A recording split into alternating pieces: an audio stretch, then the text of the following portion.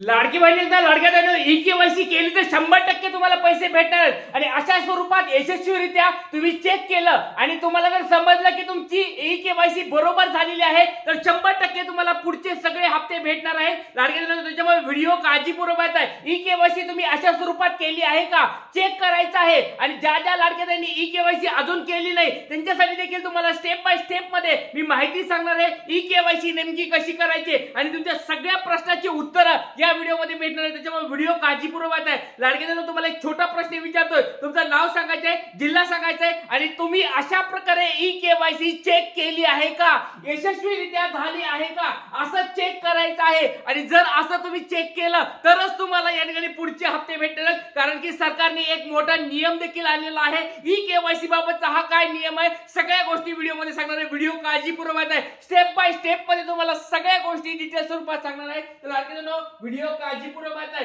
E-KYC बाबत एक मोठा निर्णय या ठिकाणी झालेला आहे लाडक्या बहिणींनो. त्याचबरोबर या ठिकाणी पती आणि वडिलांचं देखील तुमच्या ई-केवायसी चेक होणार आहे, त्यांची देखील पडताळणी होणार आहे. तर कशा स्वरूपात तुम्हाला ते चेक करायचंय तुम्हाला ते सांगणार आहे. त्याचबरोबर बऱ्याच लाडक्या आता वाट बघत बसले तो म्हणजे 15वा हप्ता सप्टेंबर महिन्याचा हप्ता नेमका कधी भेटणार आहे त्याच्याबद्दल पण तुम्हाला बातमी देणार आहे. व्हिडिओ काळजीपूर्वक आहे. चला आता वेळ बघायला व्हिडिओला सुरुवात करूया. नेमकी ई-केवायसी कशी करायची. सगळ्यात पहिली गोष्ट लाडक्या बहिणींनो कोणत्या दुसऱ्याच वेबसाईट वर जायचं नाही. परत सांगतोय हीच वेबसाईट आहे का नाही चेक करायचंय. कारण की तुमचा अकाउंट डायरेक्ट बंद होऊ शकते. लाडकी बहीण योजना महाराष्ट्र.गव्हर्नमेंट.इन गव्हर्नमेंट.इन हे गोष्टी चेक करायच्या आहेत. ही पहिली स्टेप आहे. हे पहिली स्टेप मध्ये या ठिकाणी तुम्हाला असं पेज उघडेल. हे पेज उघडल्यानंतर या ठिकाणी बघा मुख्यमंत्री माझी लाडकी बहीण योजनेचे लाभार्थी ई-केवायसी प्रक्रिया पूर्ण करण्यासाठी येथे क्लिक करा. एकदम स्टेप बाय स्टेप तुम्हाला सांगायला ज्या ज्या लाडक्या त्यांनी ई-केवायसी केली आहे त्यांनी असं चेक करायचंय. इथं क्लिक करायचं आहे. इथं क्लिक केल्यानंतर लाडक्या ताईंनो बघा असं पेज उघडन तुमचं असं पेज उघडन. या पेज मध्ये ज्या लाडक्या ताईची ई-केवायसी करायची आहे किंवा तिची झालेली आहे तिचा आधार क्रमांक या ठिकाणी टाकायचा आहे. आधार क्रमांक या ठिकाणी टाकायचा आहे.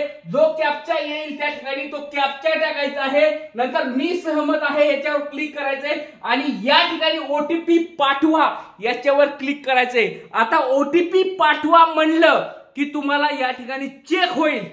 जर तुमची ई-केवायसी पूर्ण झालेली असेल तर तुम्हाला काय मेसेज येणार आहे ते तुम्हाला मी दाखवणार आहे. आणि जर तुम्ही ई-केवायसी पूर्णपणे सक्सेसफुली केली नसेल तर तुम्हाला एरर मेसेज येईल. आणि जर तुम्ही सक्सेसफुली केली असेल तर काय मेसेज येणार आहे ते पण दाखवणार आहे. आणि ज्यांची ई-केवायसी अजून झालीच नाही त्यांना ओटीपी जाणार आहे त्या मोबाईल नंबरवर. लाडक्या बहिणीच्या आधार कार्डला जो मोबाईल नंबर ओटीपी लिंक केलेला आहे त्या मोबाईल नंबरवर तो ओटीपी जाणार आहे.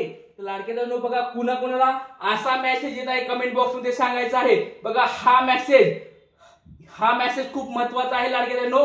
हा मेसेज कोणत्या लाडक्या ताईला येते कमेंट बॉक्स मध्ये सांगा. या आधार क्रमांकाची ई-केवायसी प्रक्रिया पूर्ण झालेली आहे. वॉर्निंग अशा स्वरूपाची वॉर्निंग एरर नाही. बघा एक ऑरेंज कलरचा तुम्हाला बॉक्स दिसेल ऑरेंज कलरचा याच्यामध्ये वॉर्निंग लिहिलेलं आहे. या आधार क्रमांकाची ई-केवायसी प्रक्रिया पूर्ण झालेली आहे.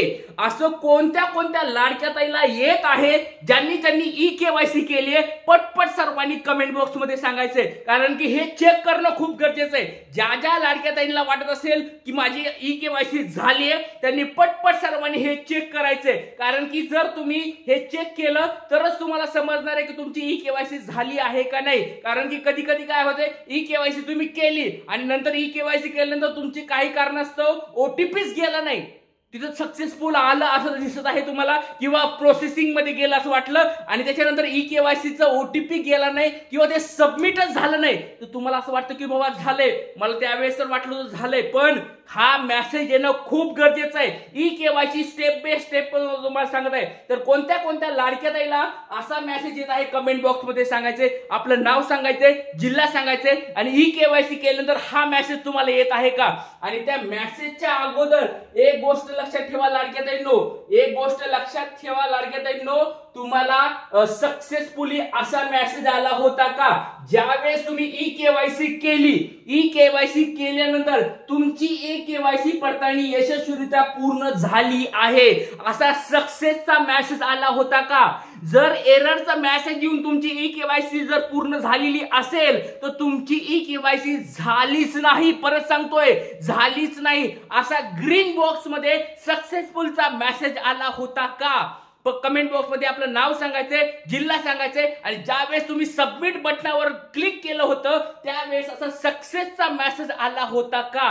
कमेंट बॉक्स मध्ये पटपट सांगायचं आहे. आणि त्याच्या पण अगोदर लाडक्या एक गोष्ट लक्षात ठेवा, एक गोष्ट लक्षात ठेवा लाडक्या बहिणींनो, तुम्हाला एक महत्वाची गोष्ट मी आता या ठिकाणी दाखवणार आहे, ती म्हणजे ह्या ठिकाणी बघा, ज्यावेळेस तुम्ही सबमिट बटनावर क्लिक करत आहात त्या ठिकाणी वडिलांचं पतीचं नाव या ठिकाणी टाकायचंय, जात प्रवर्ग या ठिकाणी टाकायचंय आणि या ठिकाणी तुमच्या घरात कोणीच या ठिकाणी काय नाहीये, सरकारी नोकरदार नाहीये असे या ठिकाणी होय करायचं आहे. आणि माझ्या घरामध्ये एकच विवाहित आणि एकच अविवाहित अशा दोघेच जण आम्ही राहतो या ठिकाणी पण होय करायचंय. हे कोणी कोणी केलंय पटपट कमेंट बॉक्स मध्ये सांगायचे.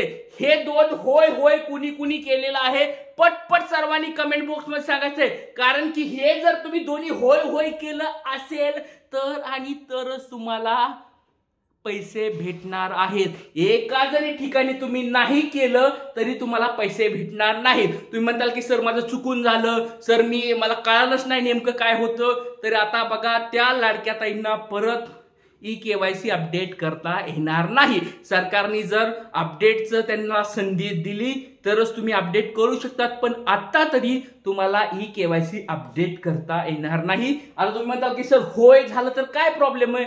लक्षात घ्या लाडक्या त्यांनो, हे सगळं भरून घेतंय सरकार. काय करायलंय? भरून गेलंय की आमच्या घरामध्ये सरकारी नोकरदार नाही तर तुम्ही या ठिकाणी तर नाही सरकारी नोकर तुमच्या घरात आहे असं लिहिलं तर या ठिकाणी काय होणार? तुम्ही जर इथं नाही लिहिलं तर याचा अर्थ असा होणार आहे की तुमच्या घरात कुणीतरी सरकारी नोकरदार आहे आणि तुमच्या घरातलं उत्पन्न 2.5 लाखापेक्षा जास्त आहे.